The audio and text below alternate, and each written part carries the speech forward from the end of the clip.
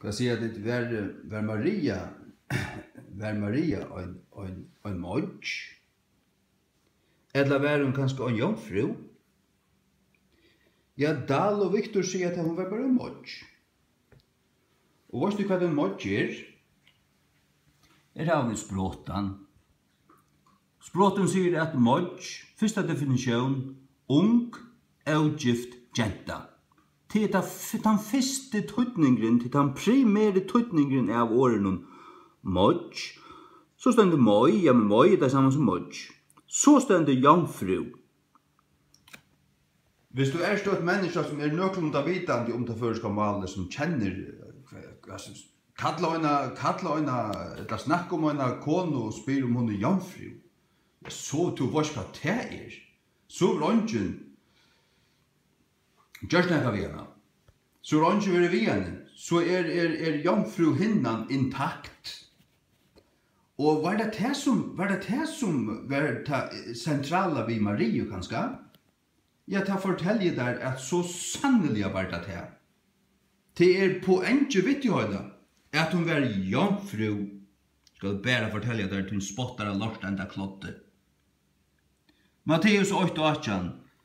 Nu föring Jesu Krist var av hesa vois. Ta i som mor hansara Maria var trolova Josefen. Avur enn tei komu saman, var hon funnen vid baden av halga andan. Så høyla i anden var fægir Jesu Kristus. Han gæt Jesus og i maurluive Mario. Josef var ikke kommet etter henne, det var tro lova. Det vil si at giftingar-dæveren var kanskje avsettur, og det var tro lova seg. Ett landa en ring, eller ett landa tecken, eller bara att det har blivit sagt det var tro lova i. Så var det tro lova i. Ja. Hick.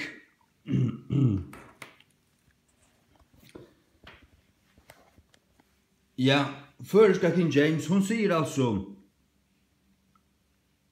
så en jomfru ska vara vid baden. Ja, så en jomfru ska vara vid baden och ska bära fram en son. Maria var alltså jomfru, hon var inte modj. För sören är visste där det här till klotte. Att en modj är en ung ogift jenta. Kvärt är det för näka att skriva i sin bibel. Skammet det kunna av tycka lostända klottar Dahl och Viktor. Missvisande. Till pervertera Guds ord. Hek. Tja Jesaja 6:14. Her stendur profetie varst du.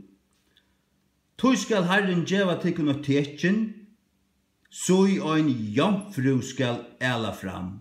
Ein jomfru til og tekken. Hvis ein jomfru være vid baden, så er tekken. Hvis ein modj være vid baden, så er det ikke nekka tekken om nekka som helst. Det er tekken om til at hun være en galla. Det er tekken om til at hun være en galla hvis en modj være vid baden. Maria var paven dansmønns galla. Men ta sier der her, etter Viktor, tu skal Herren sjálvur djeva tikkun tekken, modj skal være vid baden. Oi modj, djev mer kraft. Djev mer kraft. Det er vel altså ikke tikkara kraft. Henne skal du slett om. Her er ikke kraft. Jesaja 6:14 Dahl, tu skal Herren sjálvur djeva tikkun tekken, så modjen være vid baden. Jeg vet vel at modj kan merke en jomfru. Det vet jeg vel. Men det er ikke tess første tøtninger, det er tess annar tøtninger. Men første og øyneste tøtningen i årene jomfru er en ung jenta som åndene vil vi. Ta hun intakt, ta jomfruhinten, ikke brosten. Ikke brosten. Gamla danska, Jesaja altså, 6:14. Derfor skal Herren selv give eder et tegn. Se, en jomfru er fruktsommelig. Og sjåvan de østene, Matteus 8:23. Se, en jomfru skal blive fruktsommelig. King James, ja, ta vidare det till skil I henne. Det är alltid värre. Låt oss läsa Jesaja först. Tjejfyrstan. Therefore the Lord himself shall give you a sign. Behold, a virgin. Virgin jomfru och inte annat. Det är som Maria vär. Jomfru Maria. Barn framan. Behold, a virgin shall be with child. Matteus 8:30. Virgin. Virgin. Spyr en engelsktalande person att virgin she's a virgin. Ja, du varst vad det är. Varst du kvart det engelska tillsvarande ordet för mod det maid. You see that maid over there? Det är en ung, outgift kvinna som här att det kan vara jomfru, men det varst du slett inte. För tog ordet mod ver brukt øysni en jomfru av føreskon, men så første tøtningen oi åren ikke til at hun jomfru, til at hun en ung, outgift kvinna. Og I gamlare tog var det vanligt at varst du en ung, outgift kvinna, så varst du øysni jomfru, men til iver høver ikke givet I det. Og da var det ganske heldig I gamlare tog, jeg var det ikke.